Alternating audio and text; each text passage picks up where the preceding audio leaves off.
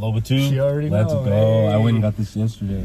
No, Amy had actually told me about you, bro. Like Okay. a while back. That's cool, man. Yeah, man. I've known Amy for about,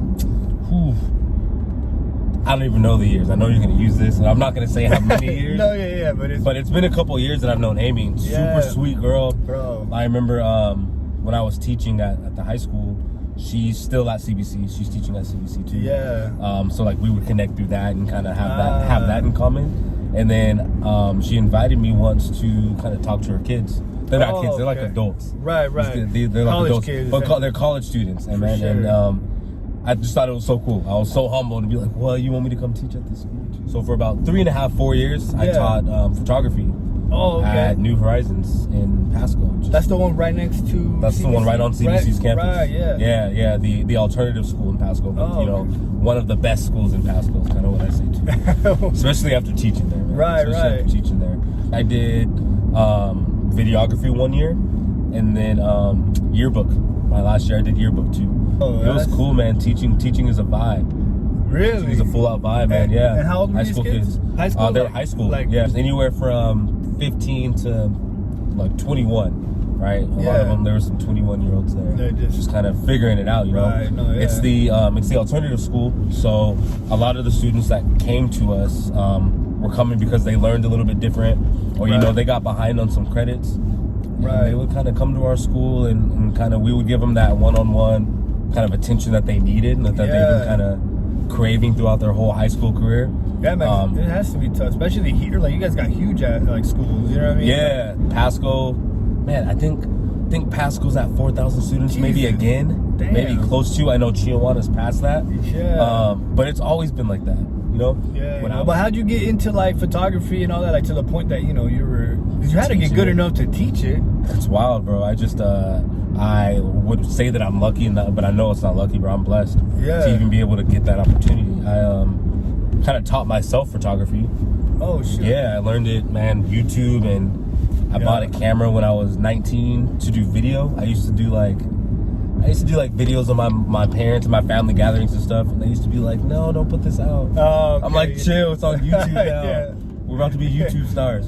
So I'm like, all right, I bought my camera when I was 19, and I'm like, I just need it for videos. Right. Like, I just want to use this camera for video. So I bought it was a Canon 7D was my first camera with the kit lens, and I'm like, all right, just for video, right? And then I got the camera, obviously, right? And I'm like, man, this thing takes pictures too. That's crazy. Like, this is like, this camera was meant for pictures, you know. And I'm like, right. This thing actually takes pictures too. That's wild. Like, you know, that's what it was for. Like, it sucked that video, but this thing takes pictures. So I'm like, I might as well give that a try. I was working at Hanford at the time, so I had money. How are you working at Hanford? Bro, I've had so many jobs. You want me to go through them, bro? I was working jobs, bro. I was at Hanford at 19. Graduated in 2008. Right. Started working in June of 2008. Got my job at Hanford in that next year, so May 2009. Yeah. When the government back then, if you're old enough to remember and old enough to care about it, the government back then got a lot of federal money for Hanford back in 2009. So they called us Obama babies. It was right after Obama got his first presidency. Yeah. They were like, these Obama babies, just because they gave so much money to these spots. These Obama babies. I'm like, is this racist? That's right. Should I feel a way about this? Should I feel a way about this? But I didn't, because, first black president. It is what it is. We the Obama babies in there. So I was out at Hanford for 5 years, started in 2009. So what were you doing there? I was an HPT, health physics tech. Yo, that sounds wild. Have you heard of it, bro? No, that sounds like a legit shoot, bro, look, we went to school for like 6 months. Then we went to school for 6 months to learn how to do this. Yes, sir. And I was a model employee, bro. So I applied and I got the job. Yeah. It just happened. They hired. I was one of the first classes of HPTs. I was like, this is dope. Like, I'm making money now. I'm at Hanford. So HPT, first off, they're out there. There's all this radiation. Yeah. And what we did was we would go into they have the big tank farms out there. we would go into the tank farms, dress up. Yeah. So we would dress up, all that stuff. And before, like, let's say your job was to move this phone. Yeah. Right? That was your job. Right. So me as an HPT, I would come through and be like, all right, bet, let me check and see if there's any radiation on here first. Now you can do your job. Okay, wait. Wild, let me check and see if there's radiation. Now you can keep going. Whoa. And then be like, hold up. Let me check. Really? You know, yeah, bro, it was constantly crazy. Be checking for radiation. Constantly checking, you know? And I mean, I was making good money, man. I bought my first house when I was 21. Because I was out there, yeah. If I didn't bug you out, though, the radiation shit, like, that would have bugged me out, bro. So, like, here's the thing, though. Here's the thing. The news and, like, people that don't work out there realize that, like, this stuff was super... It was, like, back in the 70s, and, like, in the 60s and 70s, 80s, like, when there wasn't really OSHA regulations. And, like, all of this stuff, all of this safety precaution that they had to take, that stuff wasn't there back in the day. Right. So these people used to go on without their PPE and without their stuff, walk into basically like jump in the tanks and be like, all right, bet, we'll clean this up ourselves. And the government's like, whatever. Yeah, you know what I mean? But now, by the time we were there, like, our exposure to some of that stuff, especially like if someone messed up or whatever, like, obviously was still pretty, like, it was high. Like, you could still be exposed to this stuff, right? But it wasn't as with the precautions they have there, it's not as dangerous as how they made it out to be. Right. But then I left Hanford, and I was like, you know, I want something better for my life, too creative to be out here. Right. And bro, granted, think about this. I was 23 thinking of all this stuff, right? Right. And my mom worked at Hanford her whole life. So she's, you know, just telling me, like, you better not leave without having something to go to. Right. And I'm like, you're right. I can't leave it. My uncle was an electrician, so growing up, he used to take us out on like electrician jobs. Oh, okay. Like, we would travel with him. I went to him to Bellevue once to wire up my cousin's salon. I was like 13. Nah, I had to have been 16. I was 16. Yeah. When I went with him there, so he's having me like work with live wires. And my uncle's funny, bro. He's like, connect this. We're like, right now. Hey, it's live, bro. Is it off? That is crazy. You'll be fine. I was 23, and I'm like, I'm out. I'm about to be an electrician. I'm about to own my own business. I'm my uncle. Yeah. Or work in someone else's business, like wiring places up. I'm about to be it. So then I left that, right? I was 25, bro. I don't even remember. This had to be in 2014. Yeah. 2013, 2014. Around there, yeah. Right? So after that, I'm just going to speed past some of these jobs. Yeah. Because that was the year, bro. I had like 15 jobs that year. Just going back and forth, trying to like make stuff happen. Oh, man. I started working at this place called Rail-X. It's like train cars. They ship wine and potatoes and apples and onions, bro. So I was working there in the factory, in like the warehouse, and overnights, like all these wild hours. And I'm like, yo, this is kind of trash too. But like, I'm staying out there until I found something else. That's smart. Because, you know, my mom gave me that. And then I started working at the Boys and Girls Club. Okay. In Pasco, right? Little kids. They were little kids, bro. They were like from the age of the little kids, bro, preschool to like 6th grade. Oh. Running crazy, bro. Little kids, you know, I was like in the gym, I think they had me bouncing everywhere. I was like, all right, bet. I'm in the gym with the kids playing basketball. I don't even play basketball. But these kids talking mess, bro. These kids are talking mess. Right. And I'm like, I'm competitive, so you want to play, like, I'll play. Right? I gotta get some good kids on my team. 6-year-old. I gotta get some, y'all beat kids, bro. You know what I mean? Not beat. But like, I'll beat kids at the games they want to play. And then I left there, and then I started working at Kamayakan High School. Okay. This is the end of 2014. And I was a paraeducator for this autistic little boy. Oh, okay. He wasn't little, he was in high school. Oh, okay. But he was autistic, super smart at math. So that's how I got my kind of look into, or my way into the school system. Super smart, bro. I remember the first time I met him, they were like, he's really smart at math and all this stuff. I'm like, competitive, right? I'm like, I'm good at math too. Like, let me see how good this kid really is at math. Right. So like, I met him at the end of an assembly or something. Yeah. And I was like, hey man, like, nice to meet you. You know, this is my name, all this stuff. I'm like, I hear you're good at math. Yeah. And he's like, yeah, I guess. I said, okay. I said, all right, I'm about to see. So I said, I pulled out my calculator, right? Yeah. First, I'm like, let me pull out my calculator. We test this. So then first, I'm about to test him, right? So I'm like, all right. So I gave out some random number. I'm like, what's 337? Because, you know, the 7 numbers at the end. they mess you up when multiplication comes. I'm not gonna give you an even number. Right. Yeah. What's 357 times 400,336? You know what I mean? Just crazy number. Within 2 seconds, maybe 5 seconds, he spit out a number, and I'm like, nah, bro. Nah. So I'm checking. I'm like, dang, he's right. So I was there until the end of that school year, so June, and then if you work for a school, you get summers off. But during those months, the Pasco School District was going through a couple things. But one, they needed a video editor for their public affairs department. Oh, okay. Like just a production assistant kind of job, right? And I'm like, I'm not working during the summer at Kamaikan, so I might as well go to Pasco High or Pasco School District and work in their public affairs department in August when school starts. So during that time, if you were in Pasco, you know, Pasco was going through a big strike, a teacher strike. Yeah, I remember So, this was like 2015. Yep. 2014, 2015 time. So they were going through a big like strike. So I was in the public affairs office during all that. It was crazy times.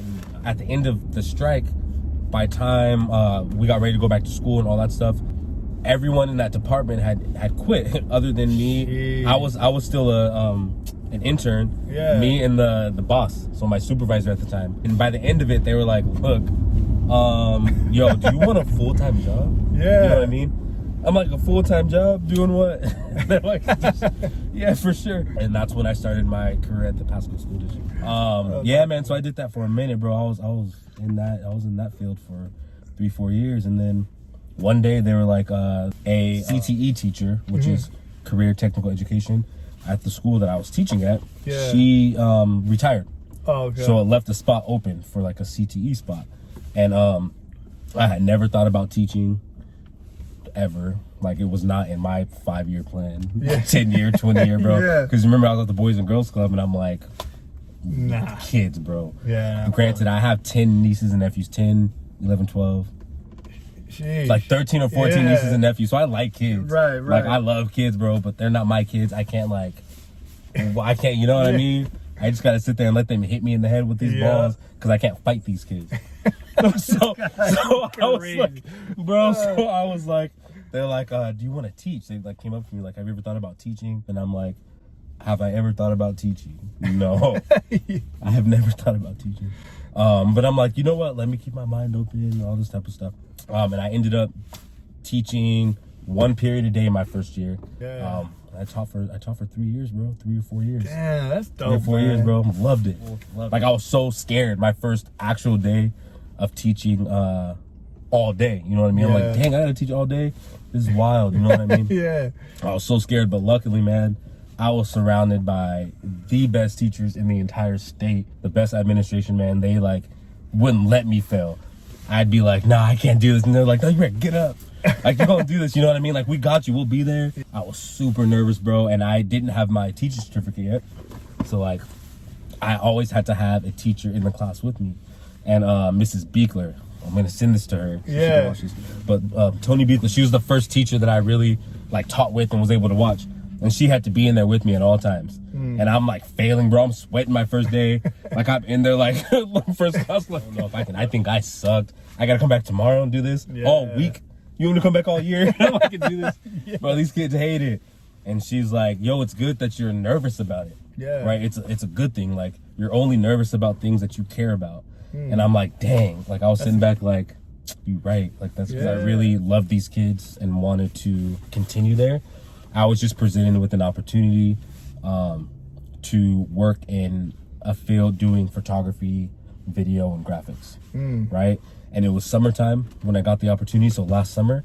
And I really had to sit back and think, like, oof, like, I don't know where the school year is going to go, because we don't know if they're going to be back in school. Yeah, it was a hard decision. I bet, man. I cried about that decision. I didn't tell anyone about that decision for months, and I had to choose between, like, following, like, my heart was in both places, right? My heart's with the kids, and my heart is with, you know, doing photography and video and all that stuff full time. And I had to like fight and wrestle with the decision, and had to like take a risk and be like, man, I just have to jump. And it's been a crazy ride, man. It's been cool. I miss it. I miss the students, bro. A lot of them Because like while you're teaching, you can't have students on social media, all this stuff for obvious reasons. Like some kids are crazy, bro. I bet. But since I've left teaching, a lot of them have added me like on Facebook and Instagram, and I try to keep in contact as much with some of them. It's cool, man. Yeah, it's dope, cool. man. I get some cool messages from them, like it's cool. Yeah, because I remember you mentioned last time we talked was about the Discover Dopeness. You had done that for the students originally or something like that? Or similar. No, it was, so Discover Dopeness, something that I started a couple years ago. Yeah. It started, man, after in a summer, I'm trying to remember if it was after my first or second year teaching. I was teaching, right? It was probably, I think it was after my second year teaching. It was summertime, and I had never, so remember the year that I started teaching, I worked 1 hour teaching and then the rest at public affairs. Yeah. So that summer, I worked all throughout the summer. Teachers normally get summers off, but I worked throughout the whole summer for public affairs because it was still year round. So that next year I made the jump, I'm teaching full time. And that next summer, I get all summer off. Oh, right. So I'm like, bet, like this is my first summer not doing anything.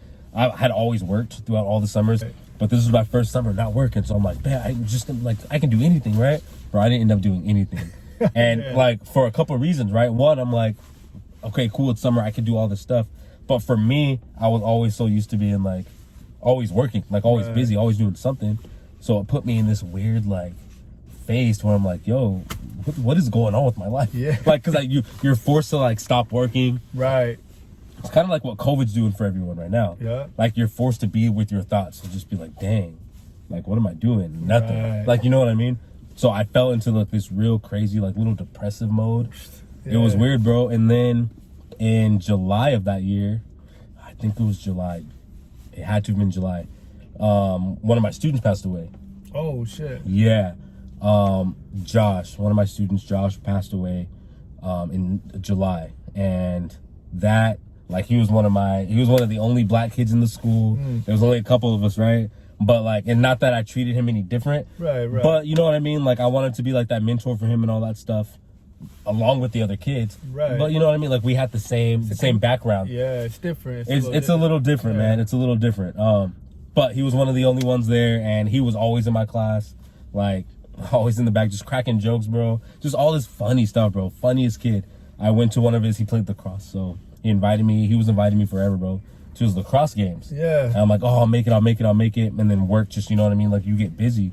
But then I finally made it out to one, took pictures for him, gave him to him and all that stuff. Oh, that's dope. It was super cool. And then, you know, during the summer, he passed away. And, bro, it hurt me like crazy, bro. I think on top of the, like, depressive mode that I went into by, like, me finally stopping and not doing anything, that happened on top. And I'm like, yo, this is crazy. Like, this is my first student that I've lost. And the teachers at these schools, bro, especially at my school, they were telling me, man, like, you lose a student every year. Damn. Just to, like, life, bro. Right. And they, like, go through this every year, bro. And I know a lot of school districts do, but our school's small. And you lose one kid, everyone had that kid. That kid was in everyone's class. Right. So that happened, bro, and it knocked me off my feet. I'm like, yo, I went to this crazy, like, even more depressive mode. I'm like, oh my gosh, like, and then I just woke up one day, and I usually use the word dope, like, that's dope, all this stuff. Like, I woke up one day and I'm like, yo, like, you gotta chill, bro. Like, you gotta get yourself out of this and realize, like, bro, you're dope, bro. On top of, like, all the stuff that's going on around you, like, you're cool, bro. You're doing stuff, like, life is good, bro. You gotta wake up and recognize, like, how cool you actually are, right? Yeah. It's just like this mental game that you gotta play with yourself. So, like, you gotta rediscover your dopeness. And I'm telling myself that, right? I'm like, yo, this is crazy. And I came up with the phrase, and then I came up with the Japanese writing on the bottom that says, I didn't come up with, like, I didn't create it. Yeah. But, like, this phrase that I found that said, you create your own opportunities. Okay. Right. That was a part of the reason why this came about. How'd you get into, like, your prints? I think one of the first ones I want to say I saw was Yell.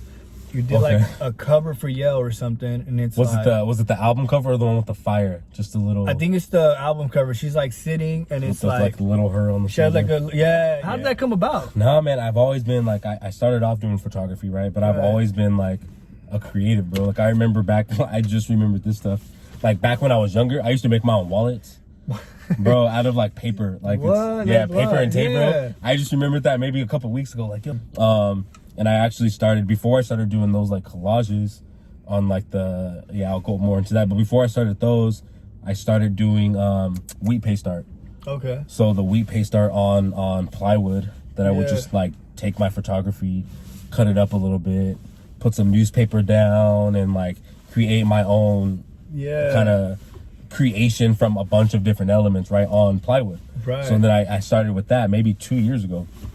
And then from there, you know what I mean? I just decided, like, one, we're in COVID, right? So like I wasn't taking pictures at the beginning of it. I was just kind of chilling out, and I'm like, yo, I know Photoshop, I know all this stuff. I want to try something a little bit different to elevate my skills right now, because I can't go out and take pictures. Right. So then what I did was I reached out to a couple people. Amy was one, and Yale was another one, and I kind of reached out to a couple people, and I'm like, yo, I want some pictures so I can make these collages. So send me some photos that you've taken, all this stuff. Send me some photos you've taken, and I will kind of break that up and create something, right? Yeah. And I'm just, bro, it's just me experimenting and trying to figure out what's best with the picture and kind of all this stuff. And it was cool. And then the other thing you did too was you did the Kwanzaa one. Yeah. You know, what was the inspiration behind that? Man, Kwanzaa is an African-American holiday, man, in the United States, you know what I mean, that we don't celebrate enough. Right. Growing up, you know, we didn't celebrate it every year. Yeah. But sporadically. Yeah. Kind of my brother's family, and kind of we celebrated it through them. So just recently, you know, with everything kind of going on, I'm thinking, man, like, I'm older now and I can actually start my own traditions a little bit. You know, like, I don't have a family right now, like my own personal family, but I can start my traditions right now. Yeah. And then like we'll just bring that on. So I'm like, I wanna celebrate Kwanzaa again every year, you know what I mean? And whichever way that I do it. So this year, you know, Kwanzaa has 7 days, and there's 7 different like principles that you kind of follow every day and kind of think about. So I'm like, all right, I'm gonna make a poster daily for, like, I'm gonna make them in advance, but I want to drop a poster daily for the 7 days, right? I ended up doing 5 because, you know, life stuff. Right. But I dropped 5 of them, and I'm like, yo, these came out lit, and I about that. Like, it was always interesting to me, you know, how, so like Black Lives Matter, you know, sparked, you know, because of all the killings that were happening with police and, you know, innocent like people, you know, black people, and how that sparked like, well, all lives matter, and it was like Blue Lives Matter. And I was like, that's not even like what the conversation is about, son. Yeah, like, and it's been years of that, right? Yeah, it's been years. I think one thing that happened during quarantine, like I said, good or bad, is that stuff was happening. You have Ahmaud Arbery, Breonna Taylor, George Floyd, all this stuff happening while people are stuck in their houses. Like, people are in their houses, and they're forced to, like earlier, bro, we talked about being forced to being stuck with your thoughts, right? Yeah. I was gonna feel it no matter what, whether I'm in quarantine or whatever. Like, I'm hearing all this stuff, and I always feel a type of way when that stuff happens, because it could be me, it could be my brother, my cousins, my sister. You know what I mean? Right. It could be anyone, my nieces, my nephews.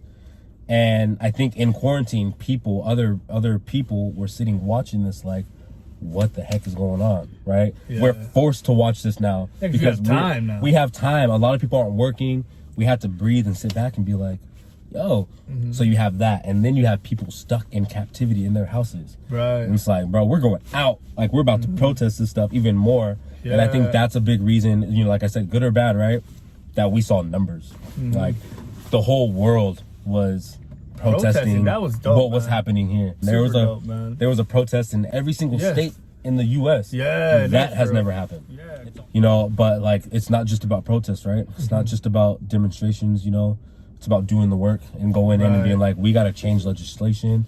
We got to change the school system and change, you know, what is being taught, because minority in history, BIPOC history, is not being taught in schools. Right. Like, we are getting history based off of this, like, this savior complex and savior mentality where as the U.S., we didn't do anything wrong. You know what I mean? Right. We didn't do anything wrong, and MLK was a really good guy. We loved him. You know what I mean? But then we shot him. When it comes to FBI, took him out. And then we shot him. You know, we loved him when they hated this guy. You know what I mean? Yeah. That's the history we're being taught. Yeah. And not the true history. It was really dope to see, though, how, like, communities were gathering. Like even here in Tri-Cities, when that happened, there was like a Black Lives Matter movement here going on. We were part of that, me and my cousins, man. And I saw that you went out, took out pictures, and I see they're on. Yeah, we helped organize all that stuff, bro. Yeah. But I think what was the coolest for me, and me and my cousins talk about this every once in a while, right? Like being able to organize the protests here in the city, not knowing, how many people are going to show up and really be about this in our city, because the city's small, right? Yeah. And there's not a big African American population here anymore. 70s was big for that. 70s, 80s, 90s, right? But it's not like that right now. Right. So going to these protests and being there, and there was a moment where we just broke out, like feeling all that energy, bro, from so many people. There were so many people here in support, and we would sit back and be like, yo, like this is cool. Like, you know what I mean? Like you need to see that in your city every once in a while. You know what I mean? I was the type of person that would like walk down the street and like see, how like they have all those videos of like white women or whatever, like clutching their purse and stuff like that. Like I'm a nice guy, bro, and I just mentally like we're like engraved for some reason, like just switch before they have a time to switch. I'm not about to get embarrassed, bro. I'll move out of your way before you have to move out of mine because of your insecurities. Bro, now, bro, honestly, the last 2 or 3 years, I've been like, I'm not gonna move. Like, I'll be nice. I'm not gonna hit someone. But like, why do I have to move out of the way for you to feel comfortable? Exactly. Right? Like, why am I intimidating you so much that you can't just walk past me and you have to move to another aisle, or I have to feel like I have to like move out of your way, bro? Forget that. I feel like we all have biases. Like we all have certain biases and certain like people, like maybe I don't mess with redheads because one like messed me up in the day. You know what I mean? So I'm like, nah, I'm cool, bro. I'm good. Like, you know what I mean? Maybe I don't like a certain city because when I went there once, something happened to me crazy, and I'm like, bro, I'm never going back to that city. That happens a lot, like just restaurants, like people. That's real. Facts, you know what I mean? That's real. So that happens with we're naturally like that. It's not like it's like this fear thing that we have, but then you add on that piece of it and like the prejudice and racism that kind of goes along with that. Like that's crazy, bro. You think, bro? Like it hasn't been that long. Wow, dog. If you think about it, bro, my mom was born in 1954, so that was 10 or so years before MLK died. And that's crazy. That's crazy. Right. That's pretty wild. Right. You have my grandma who was born in like 1920 something. So then you have like her mom and they were most likely like in that slavery times. You know what I mean? So it's not that far back. Yeah. So then you think of that, and then you think of like some of these KKK members that were KKK members in the 70s, 60s, 70s. You know what I mean? They're still alive right now, bro. They're still alive. They're running city governments. And then you have their offspring who are learning from them subliminally or whatever. Like, it's just, we're not that far off from any of that. You know what I mean? Have you read that book, Still Like an Artist? Nah. Yeah, so it's by Austin Clare. I got to read a lot more, bro. I got you, bro. I'm going to get you that book. I'm going to get you that book. And then post about it. That I got you that book. No, you ain't got to post it, bro. Now people know now. People know I'm going to get you the book. But, no, so it's basically, it's a phrase, still like an artist. And it's an entire book. There's a workbook and all that. But it's a book that's basically talking about, like, there's no, if you think about it, no idea is original. And we have to be okay with that. Like, we have to think about this stuff. No idea is original. Like, the pictures that I take are obviously coming from my head, right? But I'm drawing from inspiration that I seen in like a magazine or all this other stuff. I'm taking all this stuff and making something, right? So this book, Still Like an Artist, is like, famous people steal ideas. Right? Yeah. We know we steal ideas, bro. Right. We're always drawing information from everyone else. And if you're taking that information, reworking it through your brain, through your brain, like, how can I make this fit what I'm doing? How can I recreate that? And create something new. That's from my head, like I'm deciphering all this stuff in my head. Because that's what makes it new is you. That's what makes it new is you, bro. You know what I'm saying? Tweet that. Yeah. Put that on the bottom of the screen. Yeah, that'll be what makes it new is you, bro. Put it on the shirt. Tumbleweed. That was dope though. Tumbleweed, that was super ill, dog. That one came out. It was my nephew and niece, man. Yeah. My nephew and my goddaughter that I did. Did you specifically take that picture for Tumbleweed, or was that something you already did and then you kind of created it? No, I created that specifically for Tumbleweed. That's dope, man. Bro, they reached out to me and they were like, yo, you want to do the cover? And I'm like, yo, you want me to do the cover? Like, it's gonna be humbled, bro. I'm like, what? Yeah, like, I'll do it, but like nervous and like, oh my, like, it's a cover, bro. Like, hell yeah, it's a dope magazine here in the Tri-Cities. Like, and I'm like, yeah, you know what? I'll do it. Let's go. So I'm thinking of like different. I've been doing. I told you earlier I was stuck on like Afrofuturism and that whole vibe. I'm still there. So I'm like, all right, I kind of have an idea of what I want to do. And originally, I was gonna take a picture of myself and throw it up on there. You know what? I don't even want to do that for this cover. Right. I want to include family and like it's Black History Month that it drops. So I want to like include past and present. And so I got my nephew in Olympia. I had him take a picture of my little nephew, Neve, who's born 2 days after me. He's like my little twin, so he's in there. And then I was like, all right, I got him, and I need to have my goddaughter from here.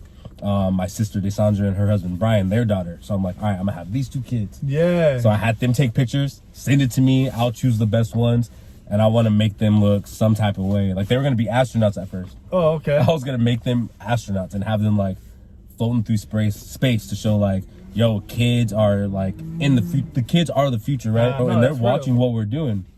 So, and they're like kings and queens, and I wanted to like throw that image out there. Edited, did all that stuff, and things just changed. Like I wish I would have recorded the making of that one, because it started way different than. Really? It started, like I said, they were gonna be astronauts, bro. And then I'm like, all right, cool. I had this mountain, and I had them in front. I'm like, nah, I don't like it. Like, all this stuff, bro. It just took a couple weeks. Maybe like a week, 2 weeks, maybe like sporadic, of working on it to be like, all right, this is the vibe I'm about to go with. Let me just make them huge, put them in traditional African garments, put the crown behind them, you know, put the moon on there. I'm infatuated with the moon, bro. Love the moon more than the sun. Like it's so weird.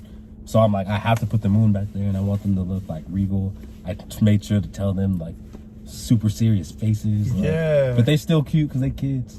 So it's like, all right, you know, and it's just all just kind of came together. No, it was dope using a bunch of different pictures. And that whole tumbleweed, it was because they kind of put me on. I had no idea. I went through the whole thing. I was like, yo, I followed them, went through the whole catalog. Yeah, no, it's dope. Gotta order a bunch of these now. It's legit, man. They have. I would try to get some past ones, right? Yeah. Because like the past ones, especially like we talked about the BLM movement, they were writing that stuff up in the articles, like in the magazines, you know. Yeah. So a lot of their magazines had, you know, a lot of information about what we were doing here. It was my cousin wrote a lot of articles for them, like kind of educating people on certain things. You know what I mean? It's a good magazine. No, it was cool because it's like you know, you don't really see like a lot of newspapers, you know, at least I don't, you know what I mean? So they gave like a real cool spin, you know? And so being able to see like Tumbleweed and like hold it and like, it was something about it. Yeah, it's a different really, vibe. Yeah, man, I think it's dope that you're doing this, right? Especially in the city, because it's the first thing of its kind right now, right, that I've seen in the city. Right. And the fact that you're able to, like you said, sit different people down in the seat and really show their mind and kind of how their mind works, I think it's important. It'll be a year, March 13th, that everything shut down. Like it's wild. It's been a wild year. Yeah, so to be able to have these episodes to kind of one, memorialize the time that we're in, but then two, like to give some sort of connection to people on the other side of the screen. It's legit. Like it's big. All right, dog. Stay up. All right, bro. Yeah. Drive. Say what's up. I'll talk to you guys later. All right, man. All that good stuff. Drive safe, man. Peace. Hey, you drive safe. I'm good. I'm going right here. You drive safe. I will, man. Thank you, bro.